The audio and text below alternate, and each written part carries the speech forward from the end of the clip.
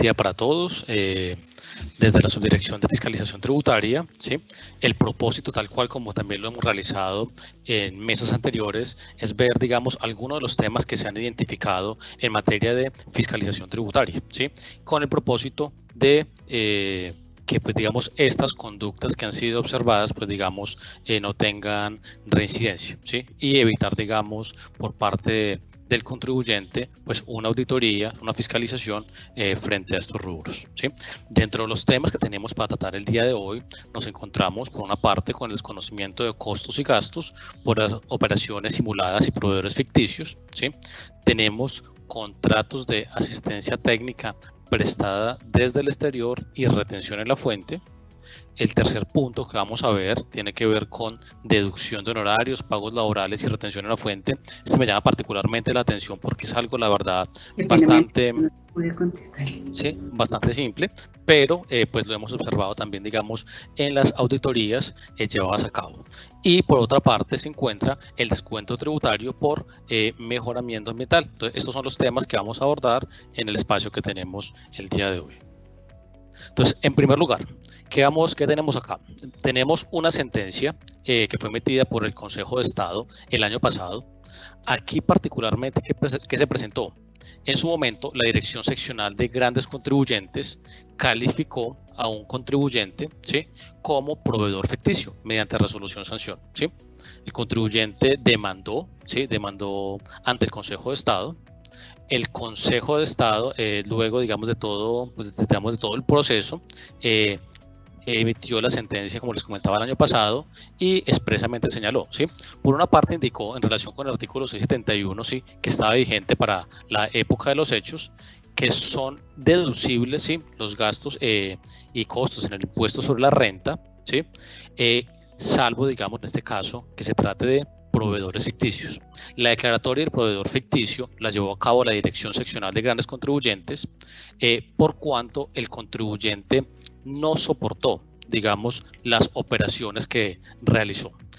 Particularmente, uno de los argumentos del contribuyente era: aquí tenemos las facturas, ¿sí?, tenemos algunos soportes de retención, y esto valida que las operaciones fueron reales y efectivamente realizadas, ¿sí? ¿Qué pasó? La Dirección Seccional de Grandes Contribuyentes, al hacer las validaciones, al hacer el requerimiento de la contabilidad no fue soportada, ¿sí? Los pagos, digamos, en relación con proveedores, pues unos no respondieron, otros correspondían a direcciones que no eran realmente las especificadas, ¿sí?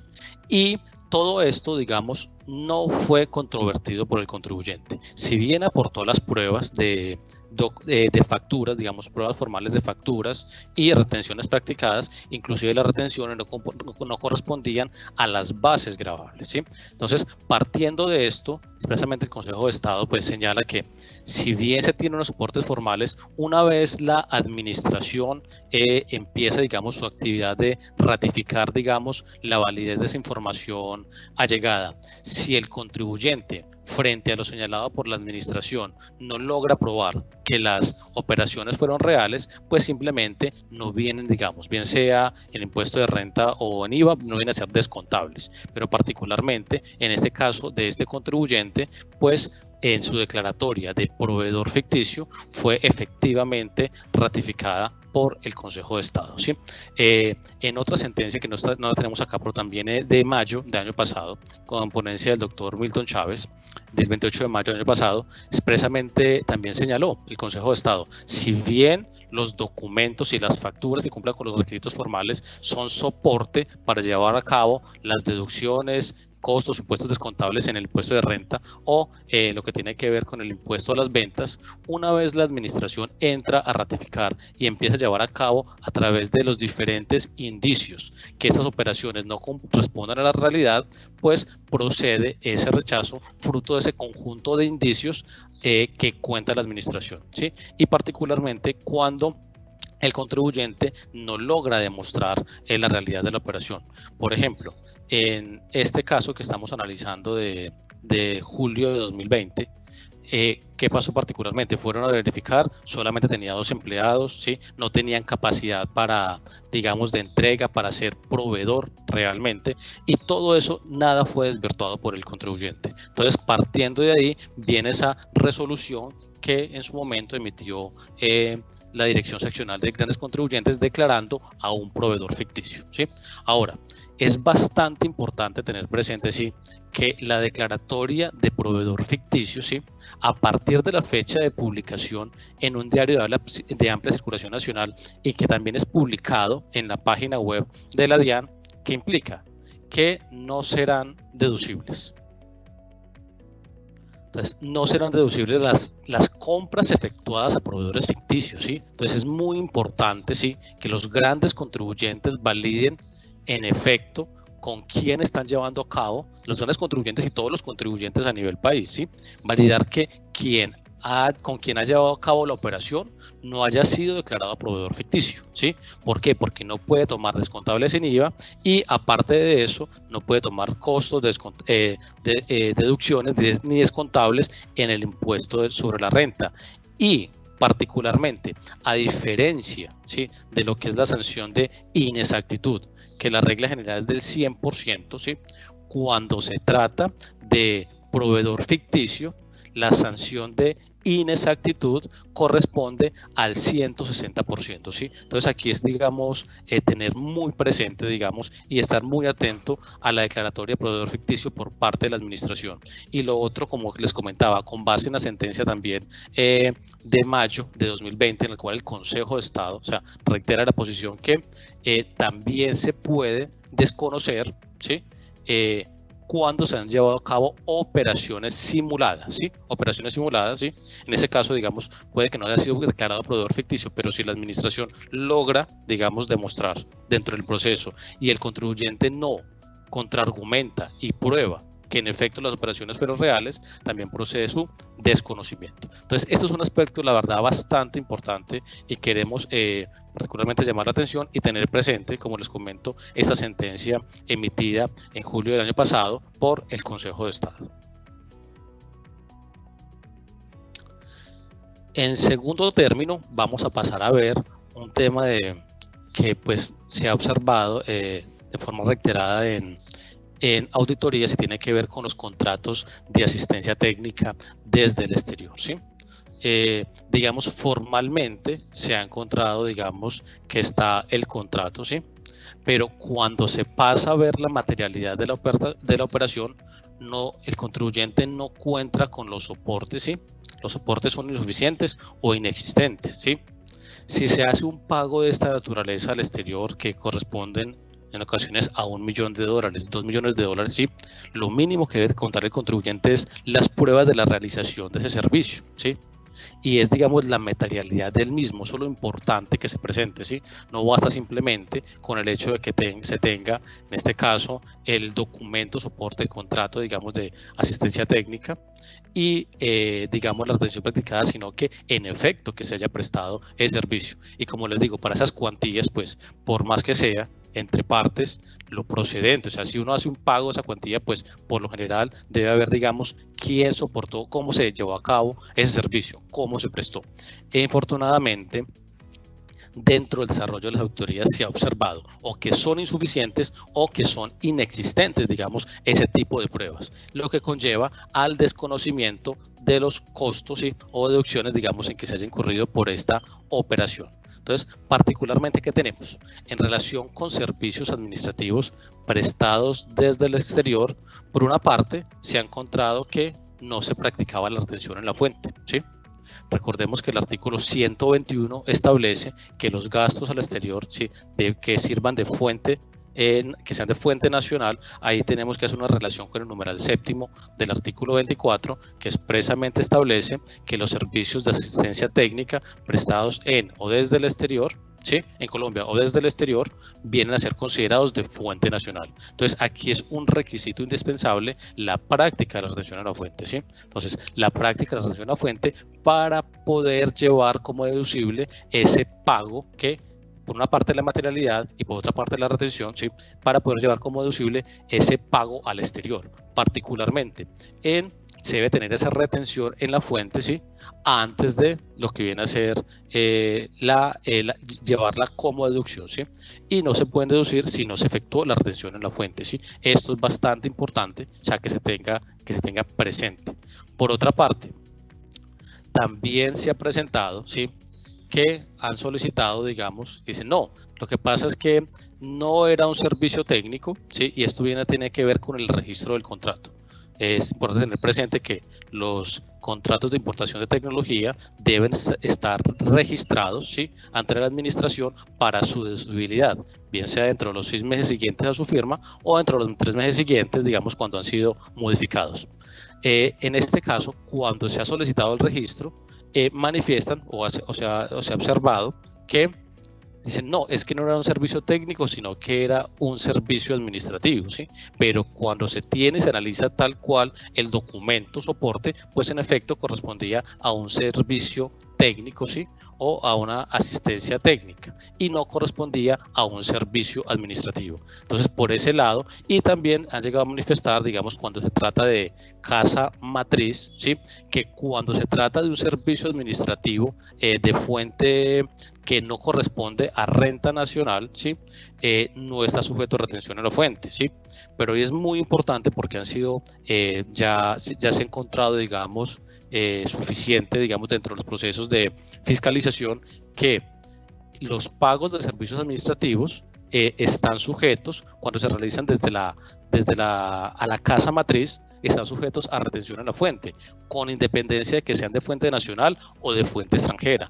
Esto con fundamento en la modificación que fue introducida al artículo 124 del Estatuto Tributario, ¿sí? Que antes era solamente si eran de fuente nacional, pero también a partir de 2016 vienen a ser no solamente de fuente nacional, sino también de fuente extranjera, ¿sí? Entonces también es muy importante y veamos que esto no solamente tiene incidencia en la declaración de renta, sino también que afecta lo que viene a ser la declaración de retención en la fuente, ¿sí? Entonces son temas que bien manejados, digamos, no se tienen que llevar a cabo esas correcciones si se llevan de debida forma desde un inicio, ¿sí? Y por eso les digo, muy importante tener presente los artículos 121, el numeral séptimo del artículo 24 y también el 124 en lo que tiene que ver con los servicios administrativos que se debe practicar la retención, bien sea que sean el ingreso de fuente nacional o de fuente extranjera para el beneficiario del pago. Entonces, esto es, digamos, lo que tenemos en contratos de asistencia técnica que, como les hemos comentado, pues ya han sido varios hallazgos, digamos, dentro del proceso de fiscalización y lo ideal es, digamos, que esto no se presente. Ahora vamos a pasar a un tema, pues que la verdad me revierte nos revierte particularidad y tiene que ver por una parte con la deducción por salarios, también lo que tiene que ver con los pagos a trabajadores independientes, ¿sí? La verificación de la seguridad social, que es algo realmente muy sencillo, pero que al momento de llevar a cabo las auditorías no se ha encontrado en algunos contribuyentes. Entonces, ¿qué pasa? En relación con las bonificaciones, comisiones, pagos en especie, se ha podido establecer que no se llevan a cabo, digamos, los aportes para fiscales, no se tienen en cuenta las comisiones, las bonificaciones o los pagos en especie, ¿sí? Si bien tenemos presente la ley 1393, ¿sí? Que establece también, digamos, que por lo menos el 60% viene a ser, tiene que ser factor salarial, pues todo, digamos, dentro de la corroboración debe estar expresamente establecido, ¿sí? Y si estos parafiscales, digamos, no se pagan conforme, digamos, la remuneración salarial, pues tiene la consecuencia de no ser deducible, y esto realmente no es algo nuevo, ¿sí? Esto ya viene de mucho tiempo atrás y pues la verdad lamentablemente que lo encontremos en grandes contribuyentes, son temas que ya realmente no deberíamos observar, ¿sí? Y que se ha observado, por ejemplo, en compañías auditadas y con un alto volumen de mano de obra en actividades de mercadeo, publicidad y venta de bienes o servicios, pactan comisiones, ¿sí? Por fuera del contrato y no lo excluyen para la base de aportes, ¿sí? Pero entonces, pues digamos, eso tiene que estar, si no es factor salarial, debe estar plenamente soportado, ¿sí? Para poder que, digamos, llegue a proceder. Si no, pues digamos, por esos valores que no se pagó los aportes parafiscales, estando obligado a hacerlo, pues viene a ser no deducible, ¿sí? Y en una compañía de pues un gran número de empleados tiene bastante impacto este tipo de hallazgos. Otro tema que la verdad resulta, digamos, pues digamos de relevancia, viene a ser lo que nos estableció el parágrafo segundo del artículo 108 del Estatuto Tributario, ¿sí? Que nos estableció que al momento de hacerle el pago al trabajador independiente, bien sea por honorarios, servicios, ¿sí? Compensación de servicios personales, el contratante debe verificar la afiliación y pago de aportes, ¿sí? A seguridad social por parte del contratista, ¿sí? Y por su parte, si bien esta norma quedó sujeta a reglamentación, ¿sí? La reglamentación fue expedida en el 2013 mediante los decretos 1070, ¿sí? Modificado por el 3032 de 2013, ¿sí? Y que nos indican que el contribuyente debe conservar los soportes de contabilidad y los formularios de autoliquidación con la constancia del pago, ¿sí? Del pago realizado en relación con los contratistas o trabajadores independientes que tengan, ¿sí? Sin estos requisitos, y ya pasamos a verlo de la retención, no viene a ser deducible, digamos, esos pagos. Y lo que hemos encontrado que la verdad nos genera sorpresa es que esto es una norma, la verdad, que es, digamos, exigirle, digamos, al contratista ese pago para la procedencia.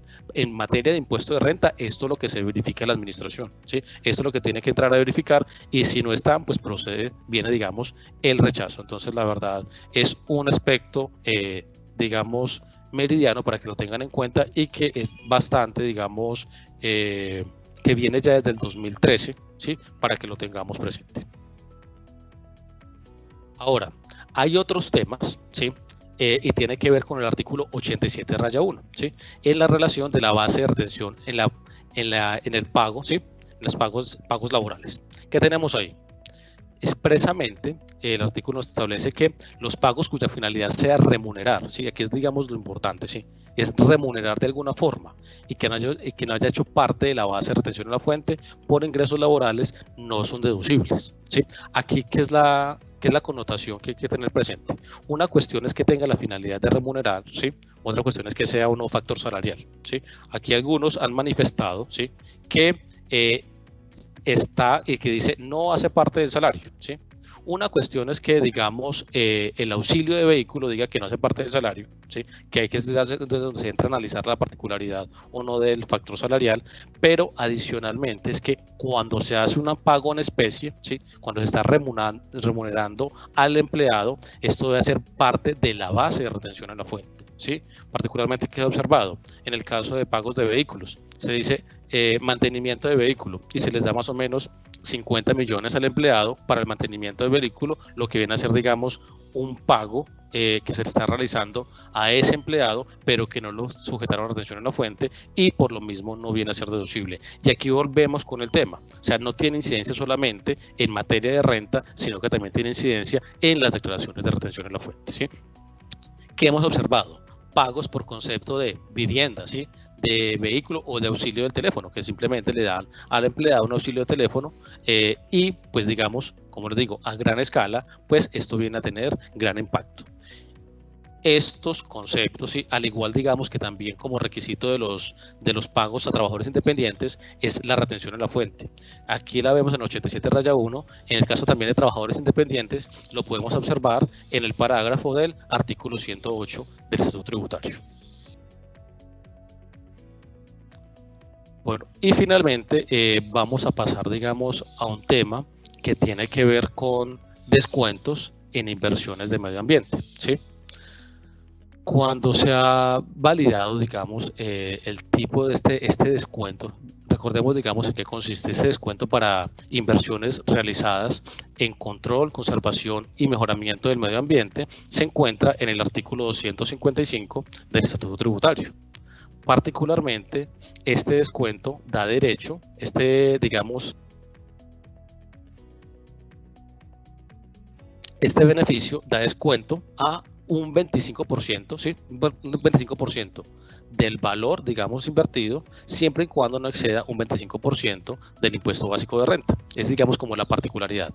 Pero, ¿qué se debe tener presente? Por una parte, se debe tener presente la acreditación de la autoridad ambiental, que debe ser previa, ¿sí? Al momento de la declaración de presentar la declaración de renta. Entonces, si se lleva a cabo la inversión, la conservación o inversiones realizadas para el mejoramiento del medio ambiente, la respectiva entidad ambiental debe acreditar que en efecto se cumplió con los parámetros de las inversiones para mejoramiento de medio ambiente, ¿sí? Y particularmente esto aplica solamente para personas jurídicas, ¿sí?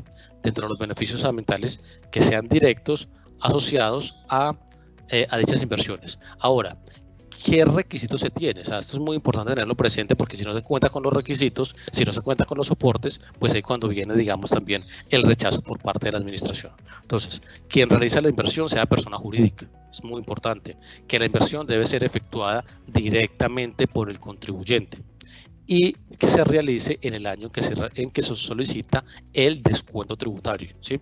Adicionalmente, acreditación mediante certificado de revisor fiscal y de representante legal, ¿sí? O de contador público del valor de la inversión, ¿sí?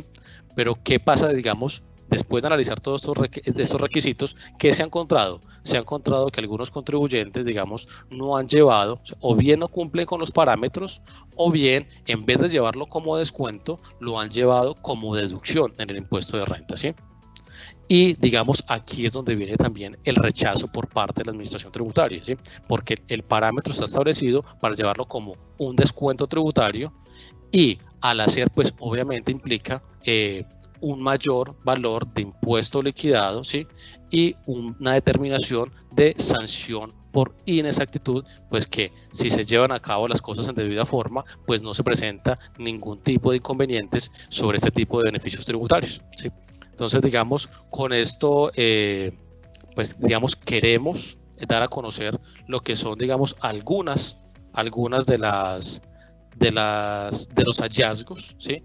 Que se encuentran dentro de los procesos de fiscalización, ¿sí? En este caso particularmente en la Dirección Seccional de Grandes Contribuyentes. La finalidad de esto, como les comentábamos, la finalidad es que este tipo de hallazgos pues no se vuelvan a ver, que en realidad el contribuyente no tenga que presentar correcciones asociado a la mayor determinación de intereses, y también, si es del caso, pues digamos, la corrección que implica una sanción. Bueno, con esto, digamos, también queremos generar mayor cercanía y que ustedes vean realmente lo que estamos llevando a cabo, para que por favor, digamos, no incurran en este tipo de inconsistencias. Entonces, a todos muchas gracias por su atención, y en la Dirección de Impuestos Nacionales estamos plenamente atentos para atenderlos. Muchas gracias.